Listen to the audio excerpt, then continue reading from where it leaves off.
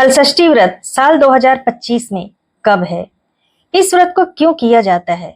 क्या है इसका महत्व और क्या है इस व्रत का नियम? व्रती किन विशेष चीजों का परहेज करे और किन चीजों का सेवन करे? किस चीज की पूजा करनी चाहिए और किन की पूजा करनी चाहिए? ये सारी जानकारी इस वीडियो से मिलने वाली है। नमस्ते, मैं हूँ reality of life Sumitra Shri. Video शुरू करने से पहले एक छोटी सी रिक्वेस्ट है, अगर आपने चैनल को सब्सक्राइब नहीं किया है तो प्लीज अभी कर लीजिए। और हाँ, वीडियो को अगर आप स्किप कर करके देखेंगे तो समझ नहीं पाएंगे, इसलिए ऐसा ना करें, वीडियो को पूरी देखें। माँ के व्रत की ताकत वो होती है जो भगवान को भी मजबूर कर देती है भक्त की झोली भरने के लिए।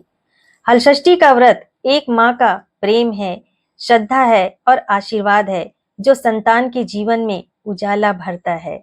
2025 में हलषष्ठी व्रत 14 अगस्त को रखा गया है।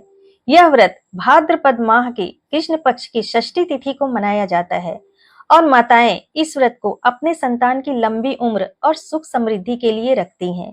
2025 में यह व्रत जन्माष्टमी से 2 दिन पहले पड़ेगा। हलषष्ठी व्रत को हर छठ भी कहा जाता है। उत्तर प्रदेश और बिहार में इस व्रत को ललही छठ कहा जाता है और छत्तीसगढ़ में कमर छठ।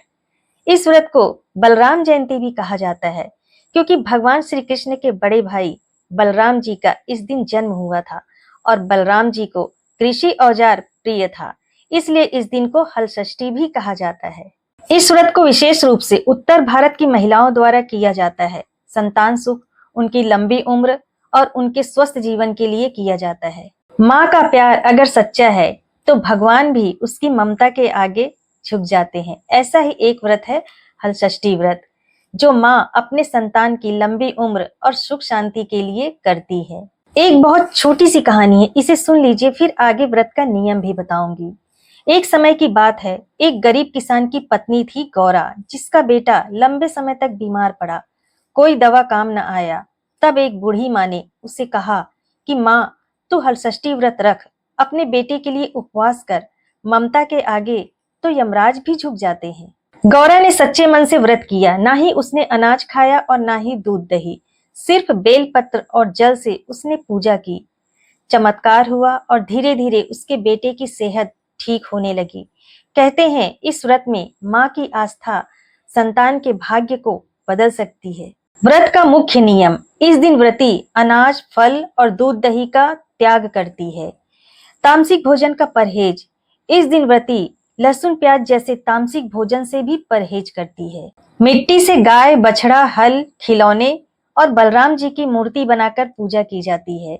महिलाएं अपने घर के आंगन में झरबेरी, पलास, कांसे की टहनी और कुश लगाकर पूजा करती हैं। हलषष्ठी व्रत में कुछ विशेष नियम हैं जिसका पालन करना बहुत ही जरूरी होता है।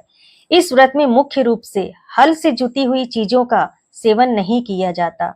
इस व्रत में गाय का दूध, दही और घी और इससे बनी चीजों का परहेज किया जाता है, लेकिन भैंस का दूध, दही और घी इसका प्रयोग किया जाता है। इस व्रत में महुआ का दातुन करना शुभ माना जाता है और महुआ का सेवन भी किया जाता है। पसाहा चावल और भैंस के दही और दूध से व्रत का पारण किया जाता है। इस दिन व्रती भगवान बलराम और छठ माता की पूजा और कथा सुनती हैं।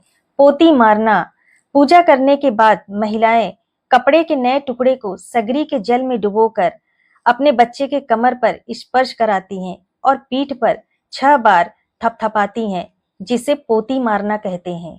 इस व्रत में छठ माता की पूजा होती है, इसलिए उन्हें कोई भी चीज चढ़ाने के लिए 6 की गिनती में ही चढ़ता है। और भी छोटे छोटे बहुत से नियम हैं, जैसे इस दिन बड़ों का सम्मान करना चाहिए, बड़ों को अपशब्द नहीं बोलना चाहिए और ना ही उनका अनादर करना चाहिए। इस दिन पशुओं का भी सम्मान करना चाहिए, उन्हें परेशान नहीं करना चाहिए, बैलों की पूजा करनी चाहिए।